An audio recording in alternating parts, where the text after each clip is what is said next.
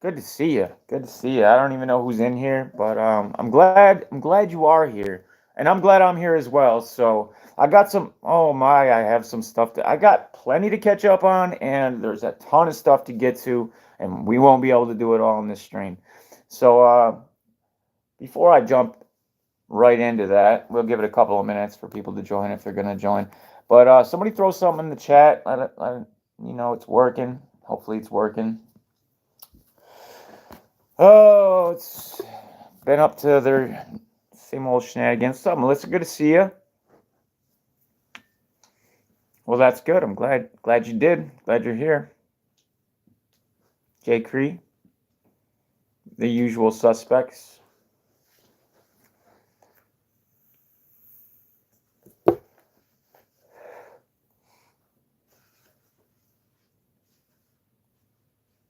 I have stuff pulled up like always, and I definitely things that I want to discuss and go over, but there's also I'll probably go off on tangents like I always do, but this time maybe a little bit more justified because a lot of times when I do these streams, I don't even know what I'm saying when I'm saying it. Like I just get going and then I listen to it afterwards and I'm like, all right. But that could, I don't know, you could chalk that up to a couple things, like your subconscious and what you think is important. We're not going to, but I would, so I got that other channel going, barely. It's sitting idly by, and I've been racking my brain off and on trying to think of what to do with it that's different and won't get shadow banned and censored, maybe even promoted, but at the same time getting a message across. And I think I'm starting to arrive on one, but that's what conversation and the chemistry of discussion and organic creation is good for. So all right, I'm gonna jump in. I think that's good enough. Hopefully you guys are doing good. I think this is my second live stream since the new year began. I didn't even get to do my predictions New Year's video, which is disappointing. So yeah, well, we'll cover that in a different time. Well, I do want to talk about this. So there's a lot going on, clearly, but especially within the government and always, of course, but I often said when you start seeing the term domestic terrorism, because they don't use it very often, but when you start seeing it, that's a good indication that they're going to start enforcing it. Now, how would they go about enforcing it? Well, clearly there must be some type of attack, right? Or something that justifies a heavy-handed clampdown on these domestic terrorists and whatever their ideologies are, of course. How do we spot them? How do we prevent? And they have these wonderful tools at their disposal, very advanced AI and the nanotechnology that they don't like talking about or we can't talk about. They'll shut the stream down. I'll get a strike for it. All these things are going to come into play. It was clear for a long time for a lot of us what was coming. But at this point, everybody should see the writing on the wall. Like there's no excuse anymore to be remotely allowing the destruction of the entire world before our eyes, just so they can tear it down and build their Babylon, their perfect little society with a 95% reduction overall. I mean, it'll take a while to get there. And they'll have the technology. If we ever fall into that pitfall, if we ever arrive at such a dystopian place, there is no getting out of it. How could you? When you look at technology, I mean, you would have to be an act of God, right? Because they will build the prisons. We're all essentially in some type of prison right now as it is, but it's a good enough illusion right now where people are mostly happy. In the future, the only escape will be the metaverse type of reality, and that'll be limited because you're going to be monitored at all times. And we're seeing right now, this is a video that I've been putting together, not this one, but how advanced AI is getting at being able to read. We're not talking about the nanotechnology that's flowing through approximately 70% of the world's population. No, we're talking about non-invasive, regular, like your Oculuses or your just VR headsets, right? We covered that a while back. Talking, I went through some of the patents, showed the technologies that we're using, and they're pretty advanced. And they've miniaturized everything. Of course, MRIs and NMRIs and things like that are going to as well, and they essentially did. And now they got AI advanced enough that can break that data down and show you what you're thinking, what you've seen. I've showed it. I went over it, and the people probably watching remember. It's rather impressive, scary, but it's impressive how accurate it is. If you're looking at, I don't know, a teddy bear, it's going to show a teddy bear and almost the exact teddy bear. You know, there are a couple of things off, but it's an interpretation of your brain waves externally from outside of the skull. So imagine the capabilities. Well, we know, right? We know the capabilities when we're talking about those nanotechnologies because they're in the patents. They're in those Charles Lieber patents that we went over so incredibly thoroughly because it's important. We're talking down to the individual neuronal level. So that's a complete mapping. You don't need to guess. You don't need AI. All it has to do is put it together and you'll have an accurate. So it worries me when I see things like Orwellian nightmare. Biden administration consulted anti-Christian group for domestic terrorism strategy.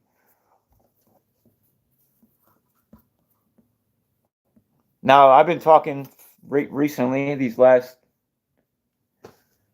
4, 5, 6 months about, and much longer, of course, but I've been trying to focus more on it lately, about the Christian, the attack on Christianity, I guess I'll say, which of course, I mean, anything with value, right? Anything with traditional beliefs and things that will hold somebody in the sane world with rationale.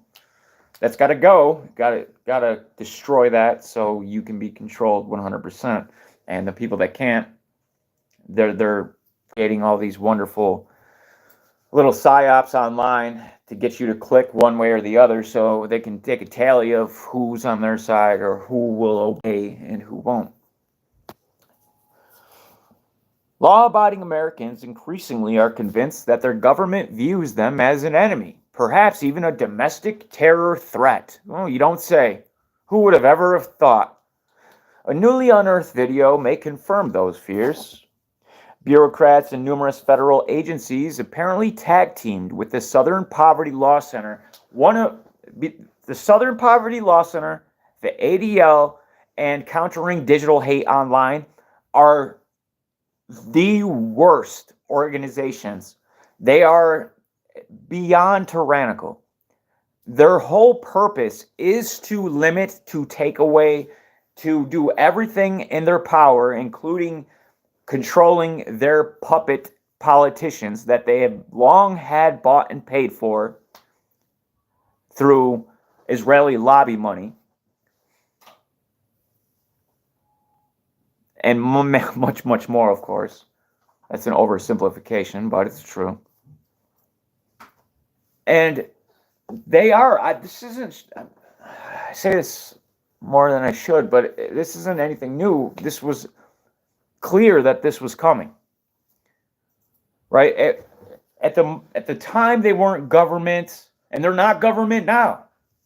But when they're working hand in hand with the government, our hard work. When you think of it like this, it really bugs me because you bust your ass, right? And they take a huge chunk of your money for what? So they can pay organizations to take our freedoms away, to do whatever they can. If you think for yourself. Literally, if you don't regurgitate or parrot the bullshit that the mainstream media, which is an extension of the military industrial complex or the government or the New World Order, if you don't parrot it, then you're already a problem. But if you think for yourself and you have criticisms or you use logic to come up with just reasonable outcomes of how these things will play out, and you voice them, and it happens to go against, contradict any of that, then you're domestic terrorist. Extremist at first, but I talk about how the DHS and the definition change of the word violence, how important that is, because it really, really is very important.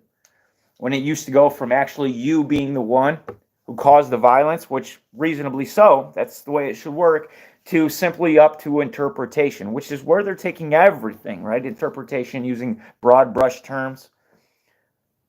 But if it's up for interpretation and you're trying to say that, well, this potentially could incite somebody, like this video, for instance, there may be some nutcase out there that could go off the handle at any moment. So should we worry about breaking everything down and child-proofing the whole internet? Just in free speech, essentially, not even the internet, just child-proofing all of what it means to be expressive, to have open dialogue, to be human. Are we supposed to just shut all that down because we may cause that crazy? And chances are, if those types of people are the ones that follow hook, line, and sinker, all that stuff, right? They try to always create these psyops, these false flags, and they're like, oh, this, and then they're carrying around New World Order books in their backpack, or they're, like that type of shit. We know that's fake. But the ones that actually do happen, that they never report on, like if you go, it's good to check out local news around the country, or even the world for that matter. It's harder with the world, but it's good to check it out, because then you get some stories that the mainstream media will never cover because it doesn't suit their agenda. And then you see like the people that are actually out there doing shit. Well, you got your inner cities, right? That's just the way it is. And then the people that are like the offhand chance something weird happens, it's usually the people that have bought all the poison, and isn't that the reasonable outcome anyway? Look how twisted. I mean, if you look at trending here on ScrewTube, what's the shit they're trying to feed you? You got people giving Satan lap dances and like the most provocative, disgusting, and this is, children are always trying to be hip and get the newest thing, and that's who they're targeting essentially. And I understand. Oh, you're just getting, it's it's like nobody looks, but no, watch it. Like you can't, there's nothing even remotely close that resembles anything that isn't debauchery, or the words escape me how far we have gone in eliminating anything virtuous, whole, and pure and righteous. It does not exist, at least in the mainstream, and that's why they're trying to edge out further and further the outskirts and push them off the edge so they no longer exist. Demonize them, frame them, stage operations in order to make them look like a threat, and ultimately re-educate them. Or if they can't be re-educated, which who the would, right? You're going to go and listen to somebody tell you how bad your thoughts are for 4 hours out of the day, 3 days a week. And you're expected to all of a sudden be like, yeah, well, you're right. Now I do like Biden. I see that's what they would expect, right? You're going to have to like swallow that huge white pill. And it's probably not not going to, no, I wouldn't be able to do that. I would still laugh in their face and be like, this, you know, so what's the next? Oh, well, there's these nice little camps sitting idly by. So they're not messing around. They're not messing around. And this shit, that like, oh my God, I've never seen. I want to talk about Trump derangement, right? I'm not using it in the same term that everybody else uses it when they're like anti-Trump. No, Trump derangement with the whole, almost the entire population of America thinking that Donald Trump is going to save everything. Like all of a sudden, he's just going to go. Well, he had 4 years, right? Well, he had the wrong people. He didn't know politics. Oh, fine, that's a fair argument. I'll give you that. But I'm willing to wager that if, not that I think he will, because I don't think this is going to play out. I think they're trying to get something much larger started. But if he were to be selected, which to me is clear that they're trying to do by, the mugshot thing and making it look like, oh, we're trying not to have. Yeah, of course they're going to do that. They're smart. They know what they're doing. What's up, Retribution? Good to see you. Appreciate you being here.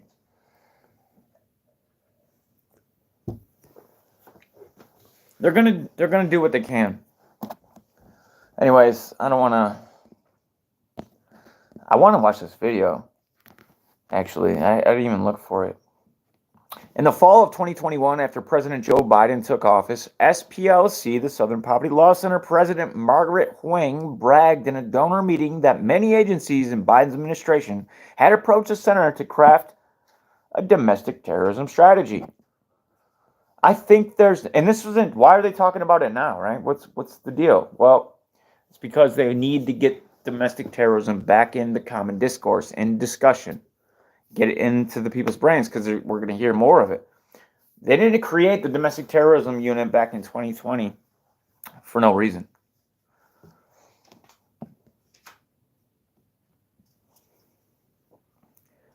I think there's no question that we are unparalleled in our abilities to track and monitor the hate and extremist groups in the country. And I can tell you that we've had many agencies in the new Biden administration reaching out to solicit our expertise and our knowledge and information to help shape the policies that the new administration is adopting to counter the domestic terrorism threat. Yeah. That sounds. Oh, is this it? Can we watch it? If not, I'll look it up. Imagine that an organization that brands conservatives and Christians haters and puts them on a map with chapters of the Ku Klux Klan works with the federal government, advising the administration on its domestic terror strategy. This Orwellian nightmare isn't a hypothetical. It actually happened under the Biden administration. And I can tell you that we've had many agencies in the new Biden administration reaching out to solicit our expertise and our knowledge and information to help shape the policies that the new administration is adopting to counter the domestic terrorism threat. That's Margaret Huang, president of the Southern Poverty Law Center, an organization that has long been notorious for exaggerating hate to raise money and for branding its ideological opponents, hate groups, on par with the Klan. As I explain in my book, Making Hate Pay, The Corruption of the Southern Poverty Law Center, the SPLC gained its reputation by suing Klan groups into bankruptcy, but then took the program it used for that purpose and weaponized it against conservatives, partially to raise money through fear-mongering and partially to silence those who oppose its far-left agenda. This hate map inspired an act of terror in 2012. And that's why they have to have the right, is because they're masquerading as far left, just like they're masquerading as another group that shall be unnamed, right? They do this very, very well, and they're able to divide. I mean, look at the left versus, like I said a little bit ago, I've never seen so many people think that people that should know better, people that were, I thought, legit, all of a sudden singing praises. And I don't know if they've drank the Kool-Aid or they were BS all along. I would like to think that I'm usually pretty on point when being able to spot, frauds, but it's concerning. It's concerning because it's how the game's played. And one, like I said, I don't even think Trump's gonna get in. I don't think he's gonna be selected. I don't think it's how this game is played. I think he's gonna win, and they're going to be like, well, wait a minute, blah blah blah, this, and oh, well, why did those domestic extremists do that thing that they did in that one place? And there's going to be a lot of things popping up. Not to mention, they have World War on the front burner. That's Civil War and World War. I know I said last year, not last year, but the year when 2022, December 31st, when I made a video, a live stream, and I gave my predictions for the following year of 2023, Civil War and World War III. The beginning of those were, I believe, in the top 3 or 5, if not the first 2. And, well, I think that they're both already started, but I don't, do they ever declare like this is the day of the Civil War started, or this is the day? No, the situation gets worse and worse and worse. So I think when you ultimately make that decision of when that started is when there was no going back, when you cross the line, when it's too late. And I don't think this divide in America could ever be fixed. They're not going to allow it to. They're going to continue throwing fuel on the fire. And same thing on the global stage. There's so many, and there's actual real people that have issues with other people and other governments. But most of it, at the upper levels, the central banking control puppeteer level, they're playing by the same rule book. But there's smaller countries with factions of rebels and revolutionaries that understand a great deal of what's going on, and they don't like. My point is, they couldn't stop that if they wanted to. Like, that's not even at this point, I think, within their control. I know it's what they want anyway, so they'll just let it happen, and could like all those, the CIA and MI5, MI6, what they're to be able to use their intelligence, our tax dollars again, to find out who these people are, like the real threats. But no, that's not what they're worried about. They'll continue to fund those and let that proliferate. But dare you call for peace? Dare you be a Christian? Dare you have morals? Dare you want to conserve any of traditional value? Those are the problem. Those are the threats. Dare you have an opinion? Think outside the box. Question authority. It's concerning. It's concerning. Domestic terrorism, guys. Like,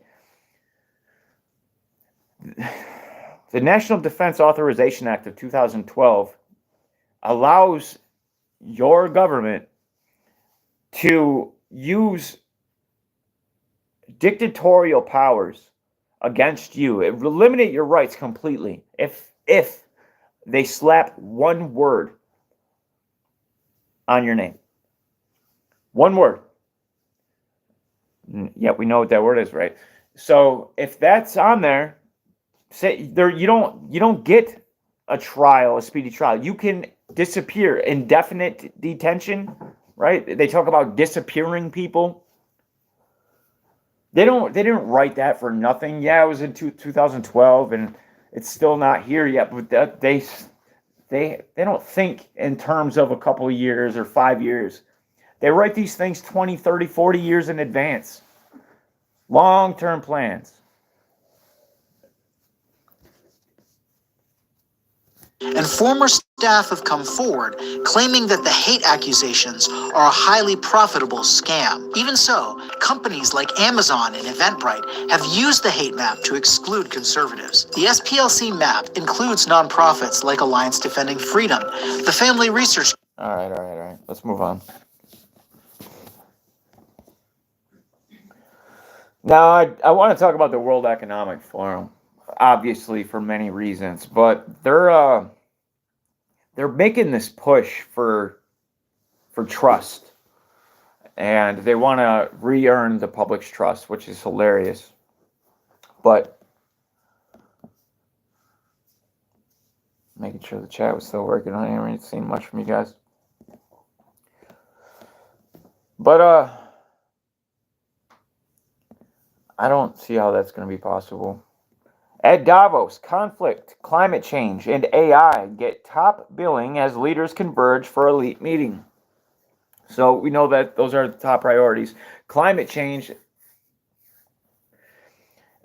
there's going to be massive climate change, but I don't think it's going to be natural. Like, look at Maui, look at Australia, look at Canada, look at California, right? The shit that's been happening there, where you're seeing the trees not burn, but car engine blocks puddled on the pavement. That makes sense, right? That's climate change. So I'm expecting to see a lot more of that, of course.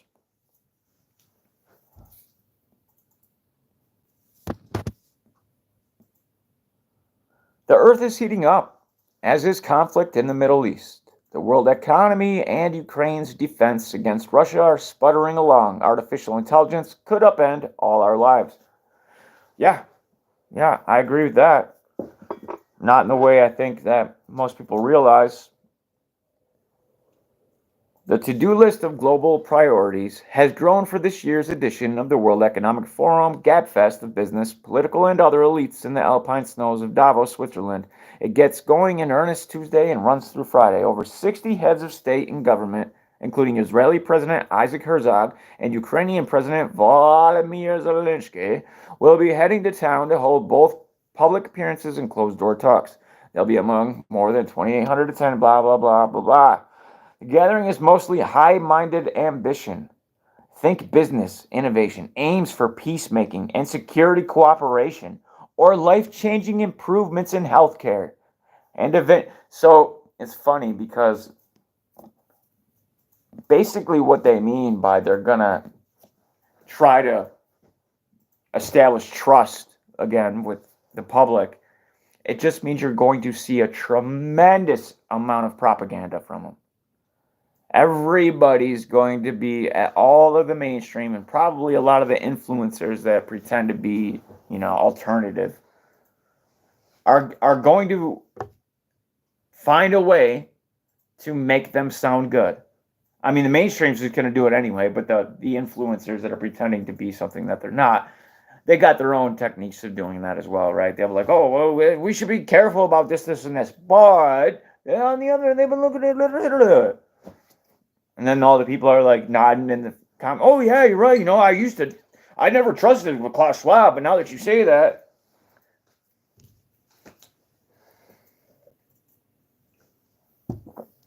hopefully,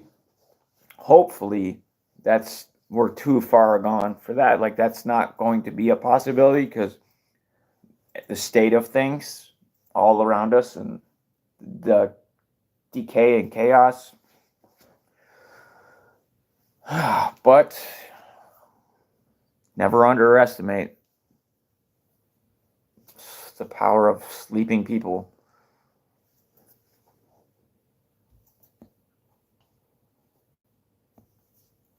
And I have a ton. I just wanted to show some of this propaganda. It's off the charts. Davos 2024 from CNBC. Oh, can we watch this one? Let's watch it. I like when they give me a little, and I can't get a strike. Well, I could. I can't say that, but not for this.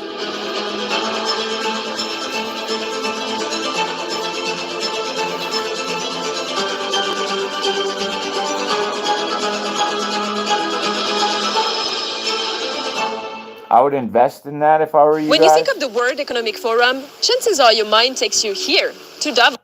annual week-long meeting in Davos, Switzerland, so much so that WEF and Davos have pretty much become synonymous. The alpine resort town normally plays host to skiing and hiking enthusiasts, but for 1 week a year, WEF invites business leaders, billionaires, heads of state, royalty, academics, journalists and celebrities to gather 5,000 feet above sea level to address the globe's most pressing challenges.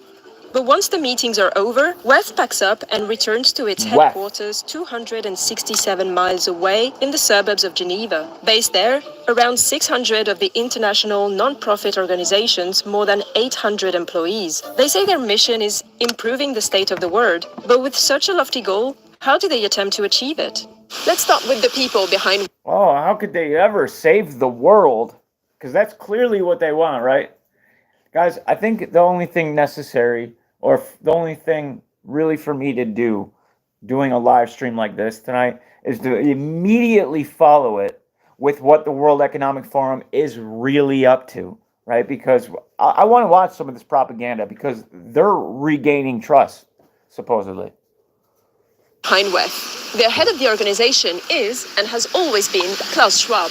Back in 1971, the then lesser-known engineer and economist brought his first meeting to Davos. Called the European Management Forum, his objective was to encourage business leaders to be accountable to everyone, not just shareholders. Since then, the list of attendees has expanded globally to include politicians, NGOs, scientists, and even religious and cultural leaders. It was renamed the World Economic Forum in 1987, and the history-making moments quickly followed.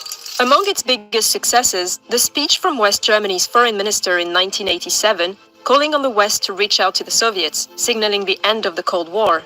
The first meeting between North and South Korea in 1989, the handshake between Nelson Mandela and former South African President de Klerk in 1992, symbolizing the end of apartheid. In 2003, Schwab left his post as a professor at the University of Geneva to focus full-time on building the forum into a recognized international organization. It worked. The forum grew from 450 participants in 1971 to more than 2,700 guests in 2023. And for a non-profit, WEF is extremely successful at generating revenue. In its 2022-2023 financial year. That's hilarious. They're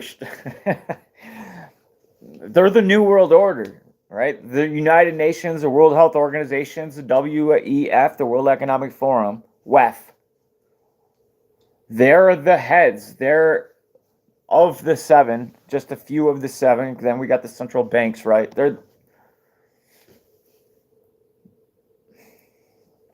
This shit's amazing to me.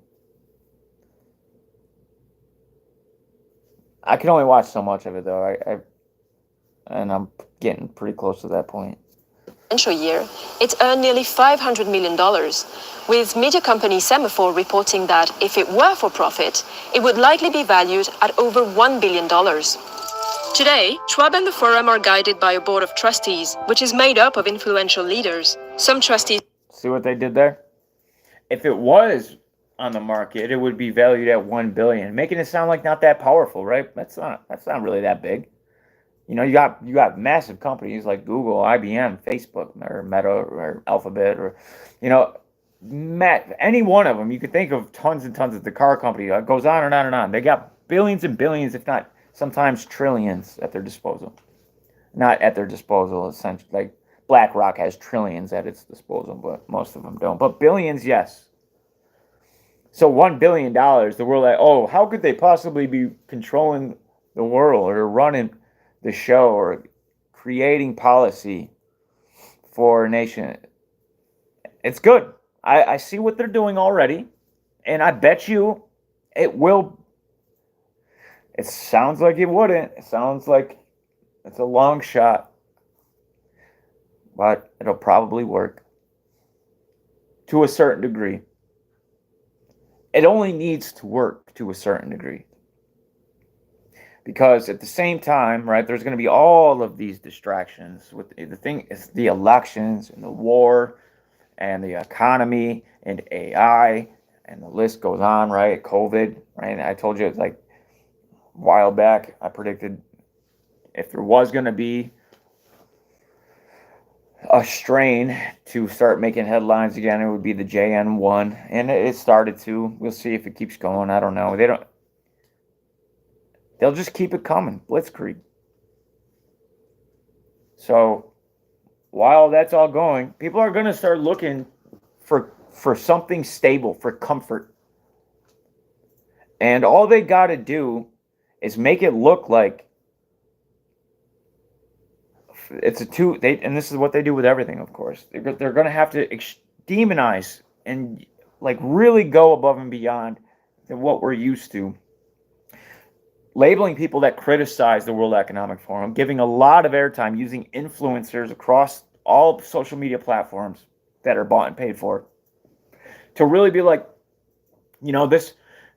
they'll focus on a celebrity that attends, and they'll be like, what his cause was, what he's trying to do, and he's at the World Economic Forum, and over time, it's going to accomplish exactly what it is that they're trying to accomplish, and it's going to, I hope not, take a lot of attention off of them, because they need, and not just them, anybody that is trying to change, unelected. We live in America here, and it's not perfect by any means. But I believe that there was some type of divine inspiration, something in the creation of this country. Also equally opposed, there were some evil things that were also going on, but the Constitution and the Bill of Rights, something that has never been done or even tried before, was set in stone as a foundation of. Now again, it's not perfect. I could think of many better things, not better, but more things you could add to it, or ways you could prevent, people. But they did a damn good job of trying to actually finally. It was people like you and I that. Except now there's nowhere to go, right? That was the thing. We're like, well, let's get out of here and go start our own country. Yes, the Freemasons. I'm aware of, I get it. But you can't argue with some of the results of what happened. And it has made it awfully difficult it's up to the people, really. If they don't hold their elected officials, that's kind of a joke, but if they don't hold the people that are supposed to represent them accountable, right? If people don't start showing up in numbers, don't start demanding answers and paying attention, right? Not to the bullshit politics or the divide and conquer agendas, the social, all that shit's garbage. Just paying attention to the movers and shakers, the billionaires, the people in powerful institutions, what it is that they're trying to accomplish, what they're trying to push on the people, the cities that they're trying to build. That's what constantly needs, yes, P4, but not by choice, just by chance, right? I focus on what needs to be focused on.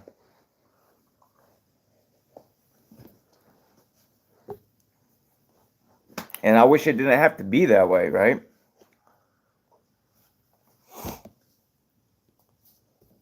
Trustees you've probably heard of, like Al Gore, Yo-Yo Ma, and Christine Lagarde. Enough of this propaganda. Like I said, I get irritated. I gotta keep it moving.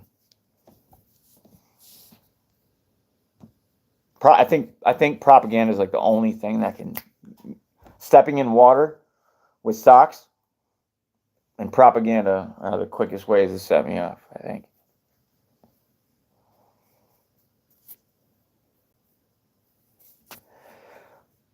Oh, man. The reason I had pulled all these up is because each one of these is really worth its own video. These articles are so brilliant. I could literally take the time out and just dissect these paragraphs and show you the psychology behind them and why they're saying, not the World Economic Forum itself, but the mainstream media's perspective or the framing of. And it's genius, yes, but of course it is. They have the best. They have the money to buy the best. But what they're ultimately saying. And all of these are of different topics, by the way.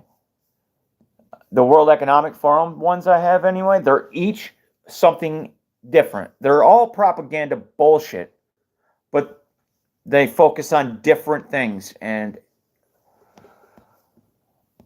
unfortunately, we don't have that kind of time. So we're gonna skip ahead a little bit.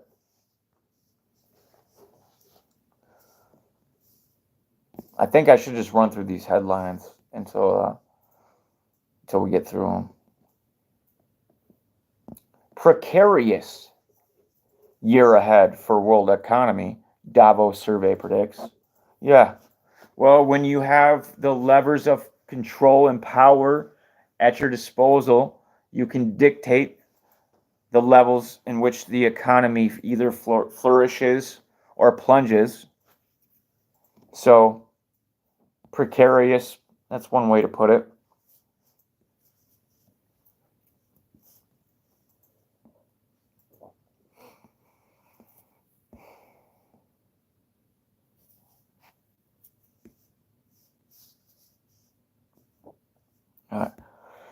I'm about sick of World Economic Forum right now. Let's keep it going. Get into the hate speech, because this domestic terrorism, guys, you know this channel. I am constantly covering the progression or the declination of one way or the other. It's something I believe that you should at least keep a pulse on and find out, what you can when you can, so you're not taken by surprise at any given time. The Hill, rabid hate speech against Jews isn't a matter of interpretation. Well, what does that mean? I haven't read this, so let's find out. From the river to the sea, Palestine will be free. So that literally is up for interpretation, right? You do not know what the intention of the person behind this. Yes, you can assume with probably 95% accuracy, maybe even 90, I wouldn't even give you 96, 97, because a lot of people don't know really what they're doing, why they're holding. They've seen somebody holding it, so they're just going to copy it, and they're like, Palestine will be. But as far as the mainstream media's interpretation and the way they're trying to cover this, I can already see that what they're getting at is everybody, right? Because you need to be certain. You can't F around and find out with innocent people's lives. Right? You can't condemn everyone. Because what this is to me, from the river to the sea, if you're allowing, and again, I'm jumping the gun here, I haven't read this, so we'll see what they end up saying, but my guess is interpretation is something that shouldn't be considered when it's something so obvious. And that's how they'll sell the whole domestic terrorism agenda as well, right? Like, oh, well, this ideology, we just know, right? And they've been doing it. All of this is getting broader and broader, and you're able to like, oh, well, we know. So let's go ahead and jump in and see what it is that they're saying. But I have a feeling that they're going to try to say like, hey, the First Amendment isn't the First Amendment anymore. If we know, this kind of ties in with the DHS changing the definition of violence. Like if we think that this is what it means, then that's ultimately what it means, right? It's the same thing with like all of the socio-political things that are taking place right now. Kind of have that aura about them, that essence. The Modern Language Association, jumping off with the big guns, a 140-year-old organization of scholars, let it be known, in English and language departments across North America, recently adopted an emergency motion calling on university administrators to defend the academic freedom of students and faculty who have condemned the Israeli government for its massive bombardment of the Gaza Strip. Whatever anyone thinks about Israel or Zionism, however, it should still be possible to protest the Israel-Hamas war without lurching into anti-Semitism. How is that possible? How is that possible when everything you say about Israel or Zionism, unless it is all positive, unless you are putting them on a pedestal, how can you,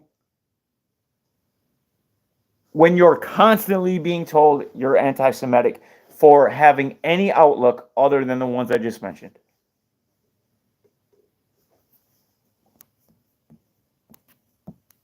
Unfortunately, the temptation to raise anti-Jewish tropes appears to have been irresistible, judging from the slogans at campus demonstrations in support of the Palestinians.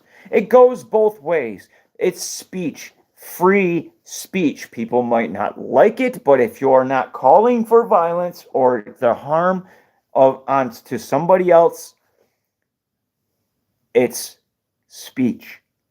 We need to have discussion. We need to be able to debate.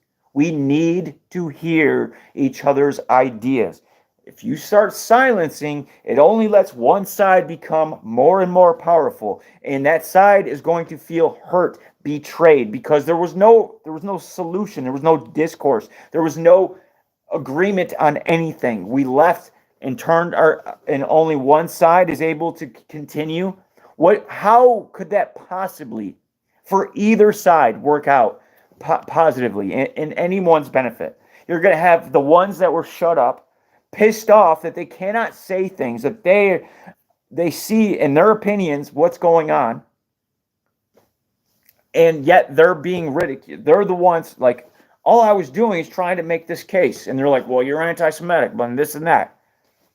And then the other side, I mean, there's no good that can come from silencing a side or something that you don't agree with, unless you're calling for the harm of somebody. I can get on board with that one, right? Personally, I am an actual absolutist. I believe that you should be able to say whatever. There is no limit. You know why there's no limit? Because I can physically express any word out of my mouth. What's up, Jen? Good to see you. Appreciate you being here. I really do. Long time no see. Oh, and by the way, my wife Melissa says hi, Jen A. Hi, Melissa.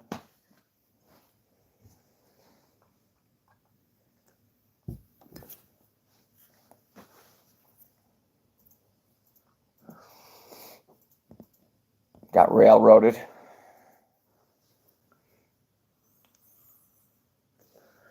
But you guys get what I was saying. Nothing good can come from that. We'll just leave it there.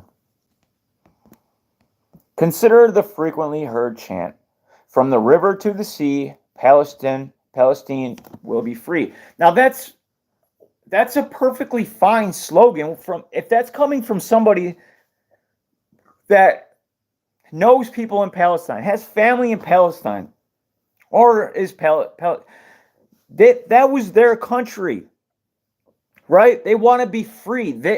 For people that don't know about anything, then shut the fuck up. Shut up. If you don't know the history or anything about what's going on over there, you don't know about the Gaza Strip, if you don't know about the 19 cameras facing inside every single Palestinian's house, if you don't know about how hard it is to even take a strike, like, it's insane. Now, it's not that way in Israel. It's not. They're not facing, it's not two-way here, right? So there can be an actual call for Palestine to be free. Right, Mitz?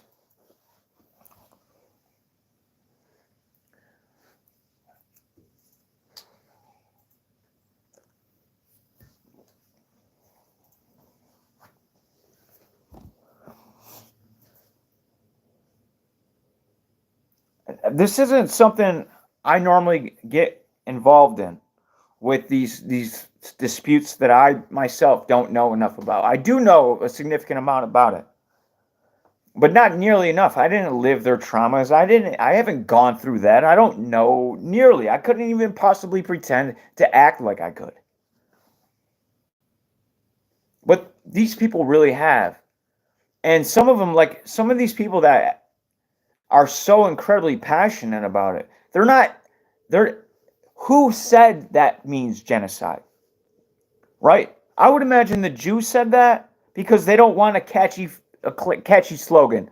Because just like memes, just like propaganda and how it works, you get something like that's why just do it, or the Midas touch, or I mean, you could go on and on, right? We remember those phrases, those catchy phrases. They stick with us. So from the rip, that's what they're trying to do with that one. That's why the counter to that. But the difference is grassroots, real people versus other people that run shit, run the banks, run the corporations, that are willing to do literally whatever to anyone to get what they want,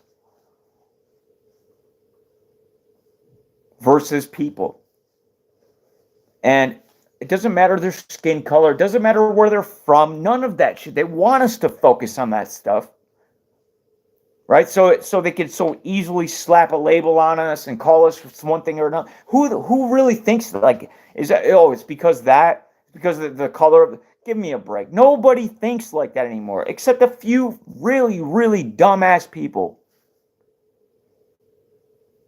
It's about actions. It's about plans and what people have been setting in motion for a long time, what they're trying to achieve and what they're willing to do to achieve it. And it's not too much to ask for freedom. We can sit in our comfortable chairs looking at a screen with our cupboards full, and like I'm talking about your average person, right? And read this bullshit and be like, well, yeah, well, they're brown people, and we were told in 2001 that brown people are terrorists, and now they're saying that's a genocide. And Fox News and CNN, by the way, and all the other ones, I just use those because they're opposing. Right, they're the same, but they pretend to oppose ideologies. But guess what? You'll find one thing amongst all of them, that they're all going to take one side. And I wonder why that is.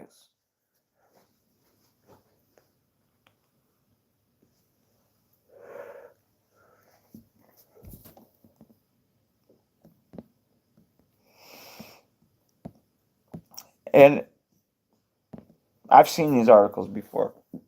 Essentially, they try making the case where it's like,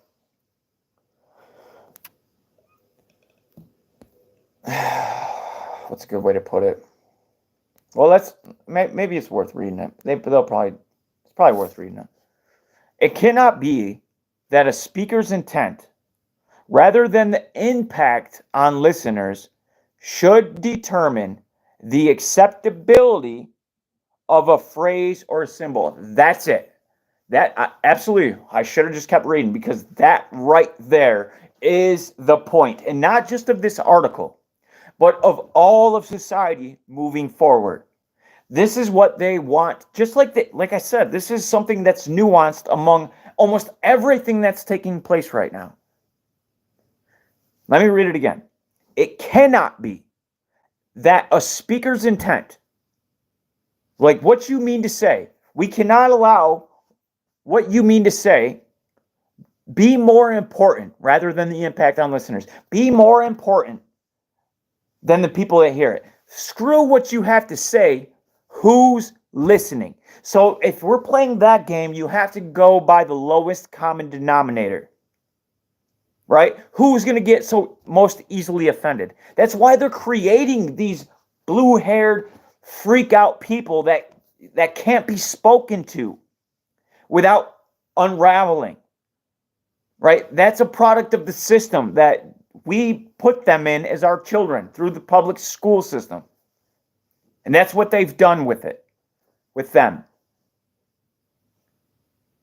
And it's perfect. We're building towards this perfect storm where now, yeah, maybe we should focus on the listeners instead of speech. What's more important? Is it your speech, or is it the people that could potentially be offended by it?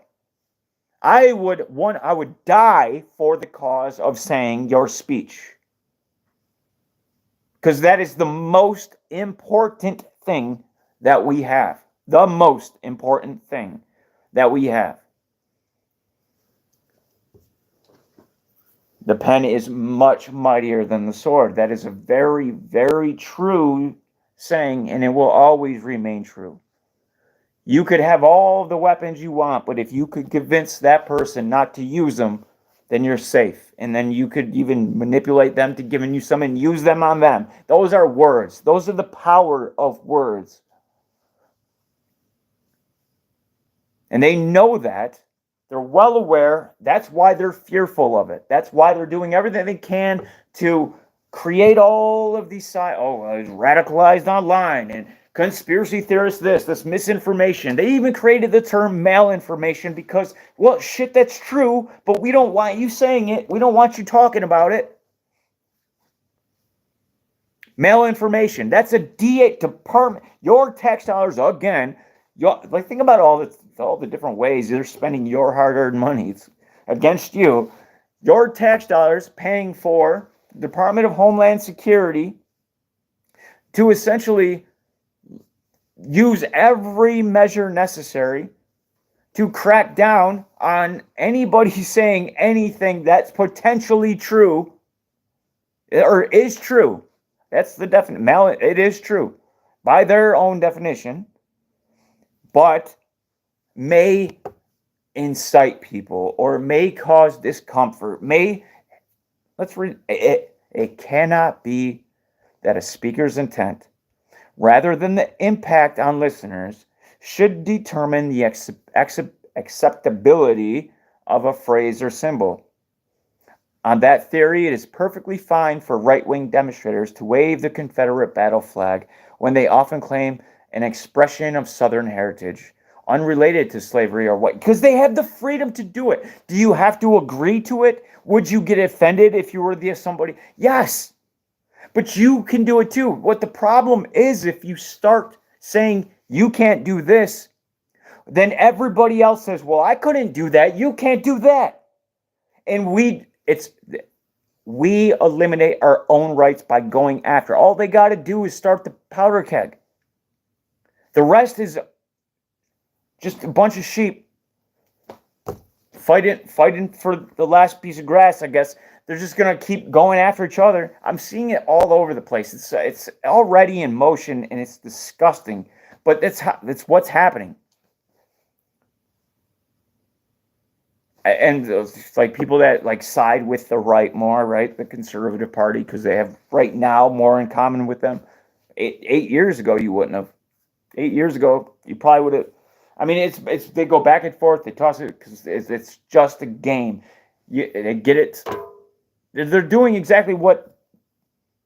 It's working perfectly. I'll just leave it at that. Indeed, it would thus be wrong to remove Confederate memorials from so many locations, including Arlington National Cemetery, given the protests by those who believe they're only intended to commemorate reconciliation and national unity rather than the so-called lost cause and the rise of Jim Crow. It is now routine for campus, right? That's the argument. But what they're trying to do is make it so there is no argument. So there can't be even the level of discussion. And that's dangerous when you have your government ready and willing and talking about domestic terrorism, and people who are saying certain things happen to fall into these categories. If you follow this channel, you know what that is, and you probably are well aware of the dangers, the imminent dangers of this. Here's an example of it, right? The climate misinformation. That's another thing. Like, oh, well, if you could potentially hinder, right? What's more important, the outcome or your right to speak? Well, no, everybody said we need to save the climate. Well, therefore, you got to stop saying things that may have a negative impact on people trying to solve the climate crisis. It's not even a slippery slope. It's a fucking cliff, and we're running off of it.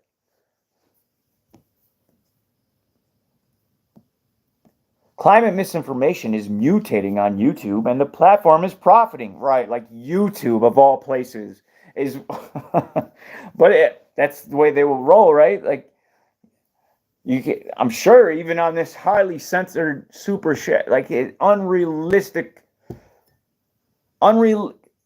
it's unfathomable to think that there is anything out there that's being promoted or allowed to even exist that is saying anything outside of what is acceptable. They hate speech of this, like how dare you exactly? I've gotten, covering like geoengineering and stuff like that, I've gotten the weirdest, because they don't know what to get you with. They just know, hey, we got to get this video down. And that's not so true anymore. But that was a couple years ago, maybe even like a year and a half ago is kind of when it stopped. But they used to give you like a bullshit reason. They would give you a strike and be like, whoa, this is like bullying or something. It's like, how? But now they just take your videos, and they've done that. I can't say now, but now in much greater numbers. You won't even hear, no strike. You don't get a chance to appeal it. It's just gone. And good luck getting I dare you, good luck. If you can get a hold of anybody in YouTube in the next 15 minutes, in the next hour and a half, if you can speak to a person at YouTube in the next hour and a half, you'll get a prize. I don't know what that prize is yet, but you'll get a prize. But you got to prove that you did it. And I mean vocally, speak to somebody.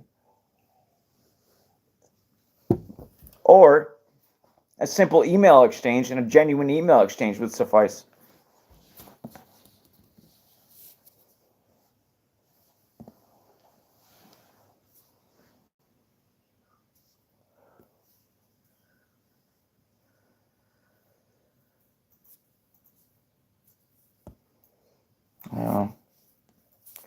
Guys, unfortunately, I wasn't around when these tunnels were discovered. How about that, huh? That's strange. Let's go find a video. That'll be fun.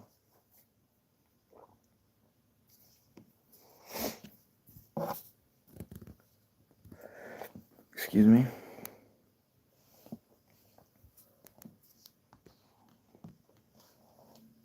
We need to keep adding to this list. This is a good idea, by the way. Like, not just with this, like people that won't ever mention the central banks owning countries, right?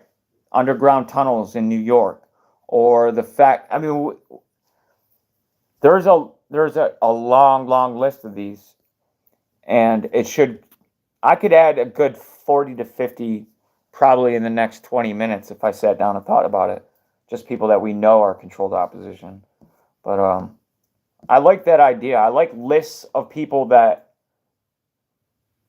are potentially, like, not like a hit list of these people are absolutely, but like, hey, these people don't seem to be helping our cause of freedom, right, and truth, because that's really all that matters. All we're trying to really do, essentially, is preserve values, tradition, like not even tradition. That's up for people can do what they want, but freedom to be able to change or keep them.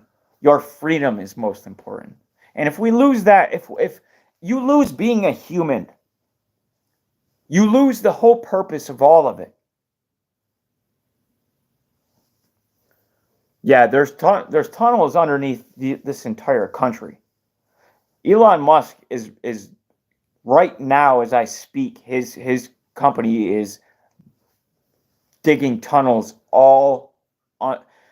there's underground city. We should do a video about that too, because I actually know quite a bit about the not only the deep underground military bases, right, but like the actual like underground cities and the tunnel systems, like especially in Washington D.C. It's insane.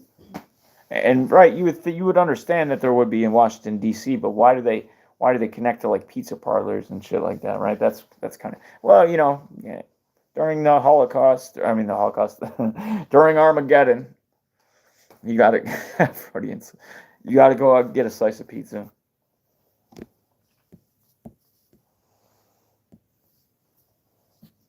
And then you watch one video per day that's sent straight to your inbox. I don't know. And that's it. Simple as that. So pull yourself out from the content trap and start detoxing.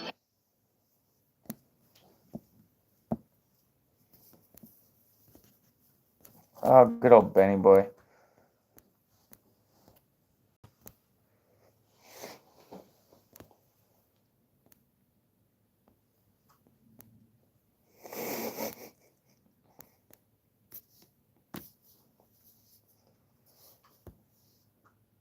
Later Yeah, I to don't friends. listen. Like, you won't believe what I saw today. Right? Well, there was that guy on Twitter saying he was hearing people speak Yiddish.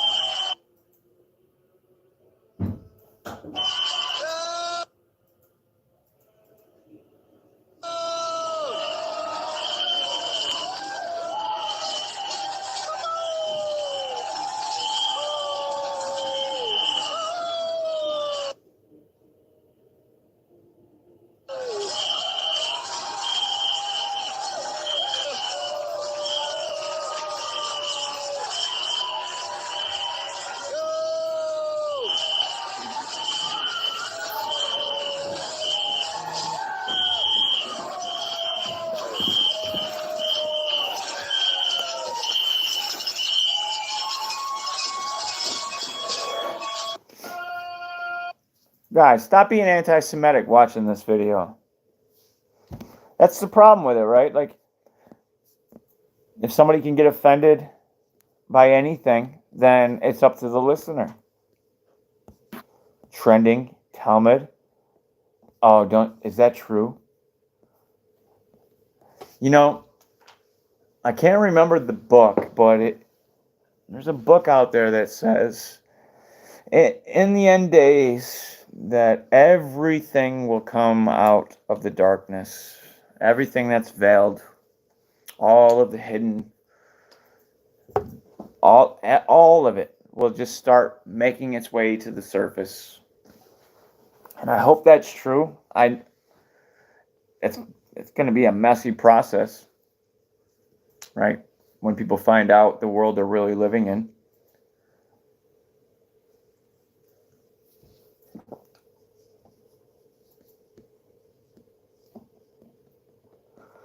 It's just strange, man. I guess we shouldn't be surprised. There's only so much I can say on this platform, but otherwise I'm liable to get kicked off.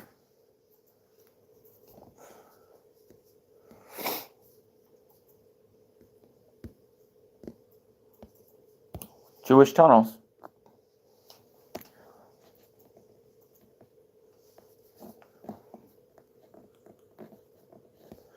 Wonder what the ADL is talking about. Oh, better yet, SPLC, because as we're learning, which we already knew this, but the SPLC and the Biden administration is working hand in hand together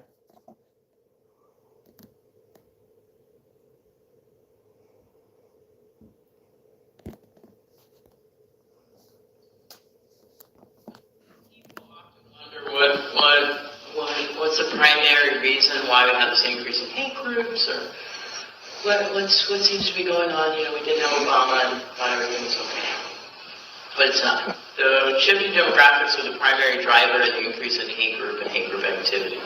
In 1970, around the founding of the Southern Poverty Law Center, the nation, these are nationwide statistics, look like this: about 83% white, 17% people of color. And that is really like how the U.S. likes its diversity. I'll just leave that there. Today, it's not like that at all. And it's really been a dramatic increase in, just a few decades. Which, I am originally from California. We started experiencing these demographic shifts decade and a half ago. And it was hard there too, on the most diverse place, in the country. It was hard there too, and it was ugly. And it will continue to be hard and ugly as we navigate this as a nation.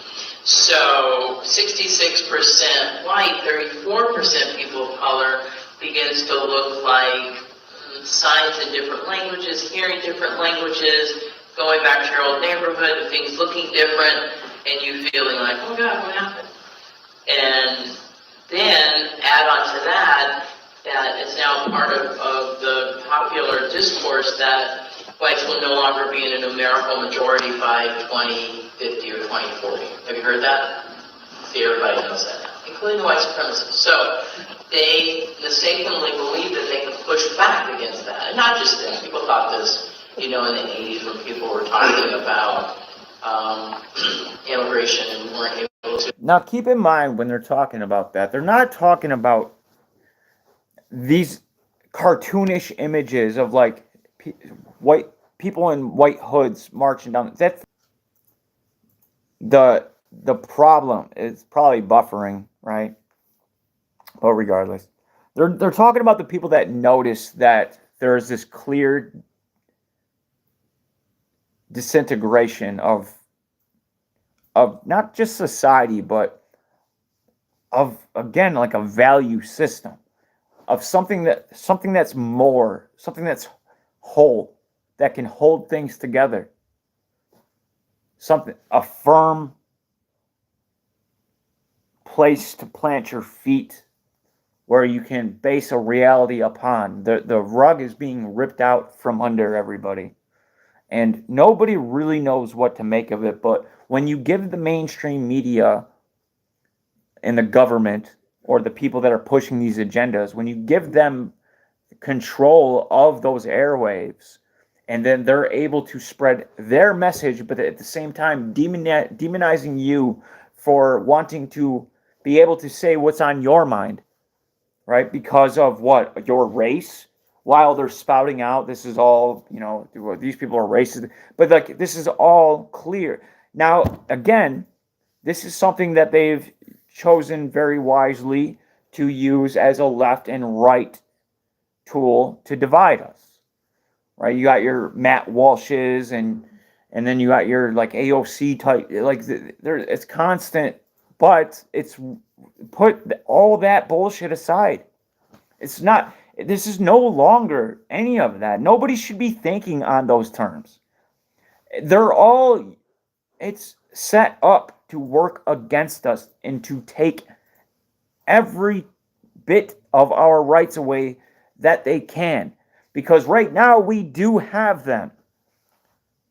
But if we can get on board with, and they're going to attempt it, they are attempting it. If we can get even the perception, if they can get away with putting out news broadcasts on the mainstream and not having pushback, that's consent, right? What's that, like silence is consent? They're going to keep going unless they get opposition. Now, violence is never the answer, but there are plenty of ways to make it known that you are not going to go along for the ride of stripping you from everything that makes you human in the goal of what? Creating this world that some unelected people, because they have a bunch of money, get together in Davos and determine because what? A lot of them didn't even create the money themselves. Some of them are just happen to end up in careers of mainstream media, work their way up, Some of them were born into money. Some of them earned their money. Some of them are just of a bloodline. But these are the people that have decided for us all that it is and they own all of the media. So they're going to proliferate the message throughout that very media to us and tell us and manipulate us into trying to sign our own rights away. Being like, yes, you're right. It's not about your ability to speak. It's about whoever hears what you're speaking. We should be more concerned with that than the speaker. Well, who's the decider? Who's the one that will ultimately determine or how to enforce that, right? That's clearly going to have to be a government job. Somebody's going to have to be the enforcer that says, hey, you said something that listeners, generic ass term listener, somebody hearing it might not like. It's the same thing with the incitement of violence. It's a clear path that they are on. It's a tactic, a psychological tactic that they're utilizing, and they've only begun. It's going to get much more expansive. And as we get in that territory, that's when the real shit starts coming down on us. That's when you get knocks at your door, surprisingly, as you're eating bacon and eggs with your family sitting at the table, and all of a sudden, oh shit, who's this? Everybody down, everybody down. Have you watched the cops lately? Have you seen the countless videos that are all over the place? There is no more law enforcement. Now they're just tyrants. There's not peacekeepers. There's just tyrants. They've eliminated anybody that was good out of the force a long time ago. And any holdouts, they're gone now too. They got their system. They also have a strange group of people that are confused about their gender, down to that. Like, they've confused people so much that they have nothing solid. So strength, or at least the perception of strength, which is what they're going to do, and they're going to give them that feeling like this is what you stand for, right? You hear it all the time at these college campuses. They're yelling and they're passionate, but they have no idea what they're talking about. But those will be when it starts breaking down, when these false flag operations start going off, and they're like, hey, we don't know who these people are, but we know their MO. We know, like what the type of stuff that they read. We know the type of sites that they visit. We know the type of videos that they make. We know the type of people that watch those videos. They're going to get, because it's going to keep happening. They're not just going to stop at one. It's not going to be like a 9/11. It's going to be multiple 6/11s. Like a 2/3 of a 9/11. Not June 11th, but just saying. And they're going to keep it going until your normies are going to start begging, like, hey, just make it stop. Make it stop, because they're going to be so much fear at every turn. That's what they've been building. I'm going to get wrapping it up, guys. I appreciate you joining me. Thank you so incredibly much. Hey, I'm getting settled in to this 2024, my new life. And if you'd like to help out the future of Perdition Media, hit the GoFundMe, because we're going to make it, from now on, from this point forward, I'll tell you what the first thing is a microphone and a laptop. Unless somebody wants to donate one, if you do, let me know. I'll be more than happy, because right now I'm literally only working with a phone. So we got to get back to doing it right. And then as we utilize this other channel, I think we can, I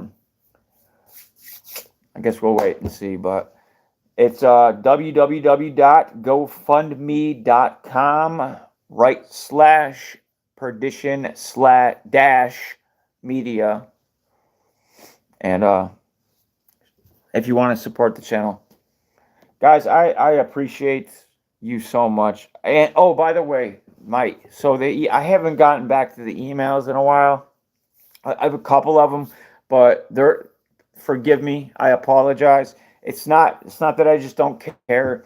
There's been a lot. There always is, isn't there? But it's been a little bit extra lately, so I've been having to deal with some stuff to take care of it. So I literally had no time, but we're back, and we're about to be back and better than ever. It's an exciting year, and I can't wait, guys. Much love. Peace.